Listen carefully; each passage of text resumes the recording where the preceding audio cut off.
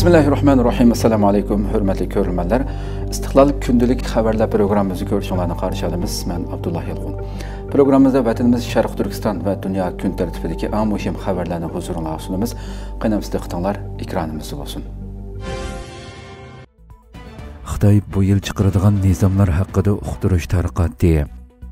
Atalmış Uyghur Abdunum rayonluq xalq qurultiyi doimiy komiteti Sharq Turkistondagi irqiy qirg'inchilik jinoyatiga aloqador nizomlar haqida uqtirish tarqatdi. Tangritog' to'rining 24 fevraldagi xabarida atalmış Uyghur Abdunum rayonluq xalq qurultiyi doimiy komitetining 2025 yillik nizom turidan 46 ni dastlabki qadamda o'rinlashtirganligi, buning ichida davomli qarab chiqadigani 7, qarab chiqishga sunudigani 16, tekshirib tadqiq qilib dalillaydiganning 23 ekanligi bildirilgan. Xabarga asoslanganda atalmış Uyghur Abdunum rayonluq xalq qurultiyi doimiy komiteti muqimlikni qo'g'dash, ishlab chiqarish kuchlarini rivojlantirish, o'ncho'ng kasb qurilishi qatorliqlarga aloqador nizomlarni atalmış Xinjiangni madaniyat orqali oziqlantirish terror siyosatini cho'radigan asosda chiqaradigan.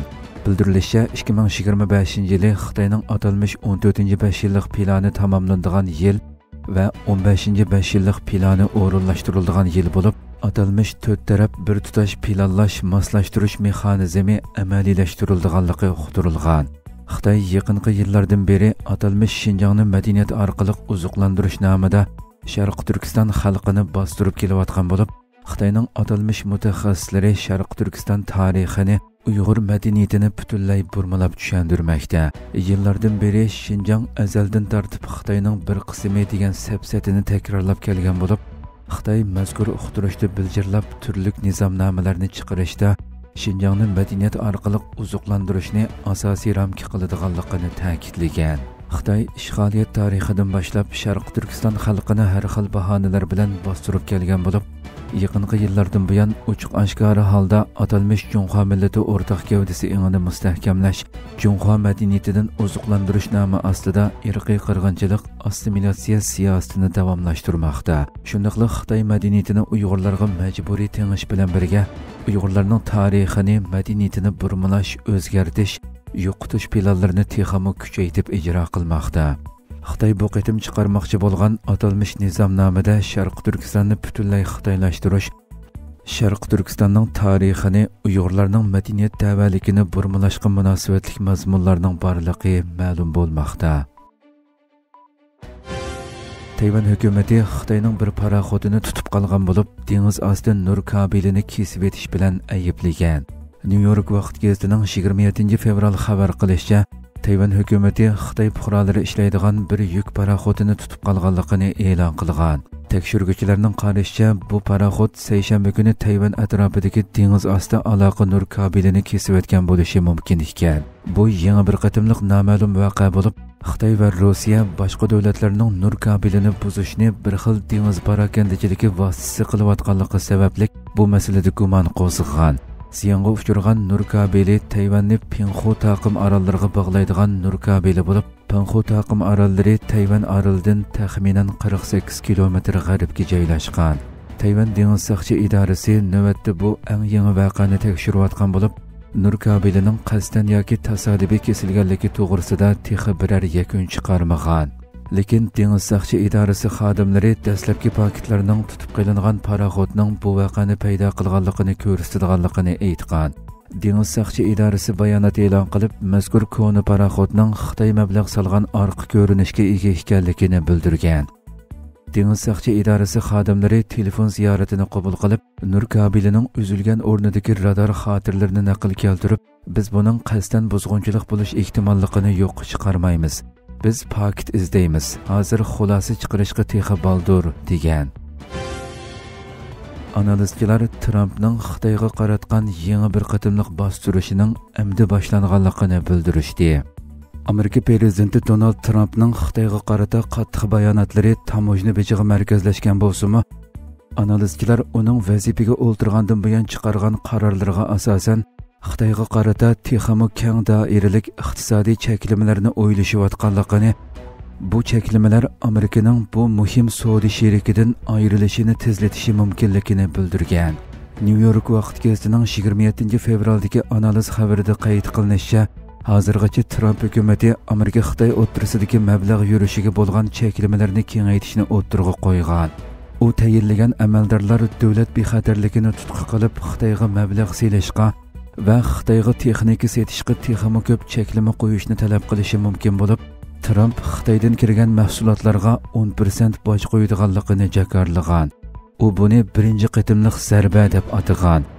Amerikadagi ikki partiyaning amaldorlari yillardan beri Amerika-Xitoy iqtisodiy munosabatini tadrijiy holda azaytgan bo'lib, navbatda Trumpning harakatlari Xitoy bilan bo'lgan bu munosabatlarni texmi qaratmali holda uzishga tayyor ekanligini ko'rsatib berdi ekan.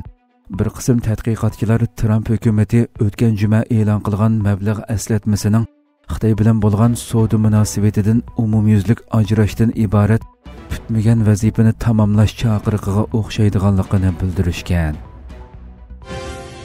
Amerika Rossiya hayatlari Istanbulda muzokara yig'ini o'tkazdi. Amerika bilan Rossiya munosabatlarini normallashtirish masalasi haqida Istanbulda muzokara yig'ini o'tkazdi. Sabah gazetining xabar qilishicha, Amerika bilan Rossiyaning vakillar o'miki 27 fevral Istanbuldagi Amerika bosh konsulxonasida elchixona faoliyatlariga munosabatlik masalalarni muzokara qilish uchun yig'in o'tkazgan. Rossiya tashqi ishlar ministri Sergey Lavrov oldingi kuni qilgan bayonotida diplomatlarimiz ilgariki hukumat Joe Biden davrida hal qilinmay kelgan sistemalik masalalarni muzokara qiladi.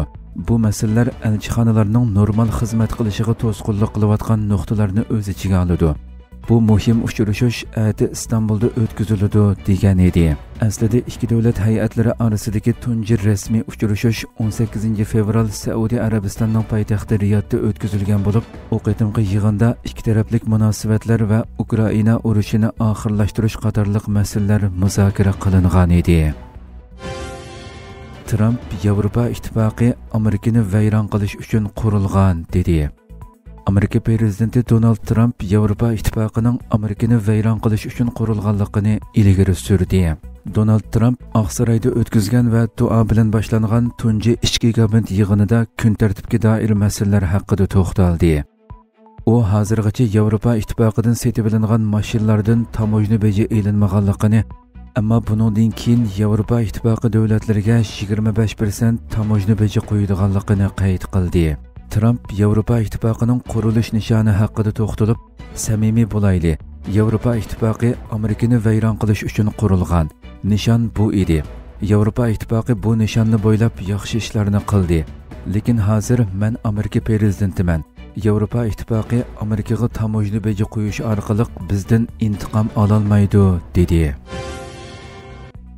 Ukraina kapolat berilmasa hech qanday kelishimga imzo qo'ymaymiz, dedi.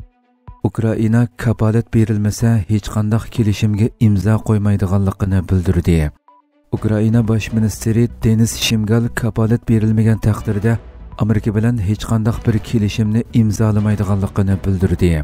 Turkiya Ovoz radiosining xabarida bildirilishicha, Denis Shimgal Amerika bilan Ukrainaning kam tepildigan yer osti boyliqlaridan o'rtaq bahramon bo'lish nishon qilingan kelishim loyihasining tuzilib bo'lganligini eskartib, kapolat berilmasa hech qanday kelishimga imzo qo'yishni o'ylamaymiz deb ta'kidlagan. Shimigal Ukrainaning televiziya kanalida davlatining kam tepildigan madan boyliqlariga mablag' selinishi to'g'risida Amerika bilan birlikda ishlayotgan tayyorlik xizmati bosqichi haqida to'xtalgan va kelishimning Ukrainaning bexatarligi bilan bevosita munosabatlik bo'lishi kerakligini ta'kidlab, agar kapolat berilmasa hech qanday kelishimga imzo qo'yishni o'ylamaymiz. Kelishim loyihasining 10-moddasi Amerikaning Ukrainada uzun muddatlik tinchlik o'rnatish tirishchanliklarini qo'llashga kapolat berishini nishon qiladi.